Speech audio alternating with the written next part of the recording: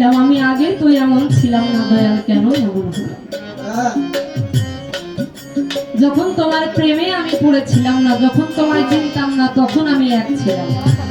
কিন্তু তোমার সাথে দেখা হওয়ার পরে আমার কি যেন হয়ে গেছে বাবা, যে সবকিছু হারাই গেছে, আমার শুধু তোমারই নয়ন লাগে। আমি কেমন জানি হইয়া গেছি তোমার এই রূপে নয়ন দিয়া, আমার দুই নয়নে দেয় না পলক দয়াল তোমারই হেরি। ওরে বাজা, একজন ভক্ত তখন তার গুরু রূপটা ভালো লাগে, সেই সময় যখন তার গুরু রূপ ভালো লাগে তখন আর পৃথিবীর কোনো কিছুই তার ভালো লাগে না, আর কোন রূপ তার সুন্দর লাগে না, আর কোন রূপই তার পছন্দ হয় না। যতই কুষ্ঠিত হোক না কেন মানুষে বলুক, কিন্তু ভক্তের কাছে সৃষ্টির সমতুল্য, সে স্রষ্টার সমতুল্য হয়ে যায়।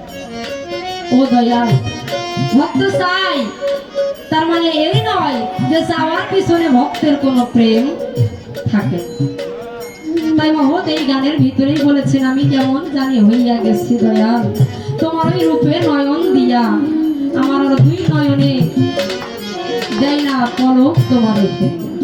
ওরে বাজা, ভক্ত ভুল করবে, ভক্তের ভুল হবে, আপনি দয়াল নাম নিয়েছেন, ভক্ত ভুল করবে, আপনি মাফ করবেন, তাই আপনার নাম দয়াল।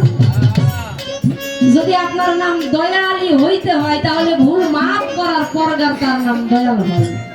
আপনি দয়াল নাম পড়াইছেন, আমরা আপনাকে দয়াল বলে ডাকি শুধু একটাই কারণে যে আমরা যাই করি না কেন শেষমেশ সেটা মাফ হয়ে যাবে।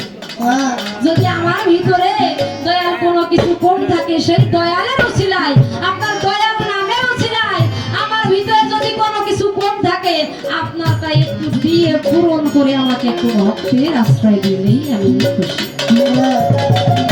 তাই মহৎ বলেছে,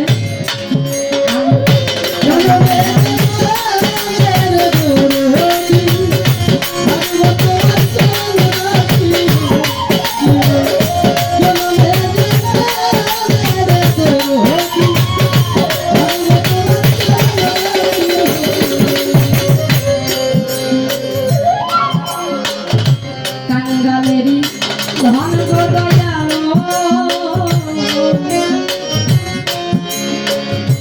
ওরে বাজান কয়া চলুক দরদি ও হেকমত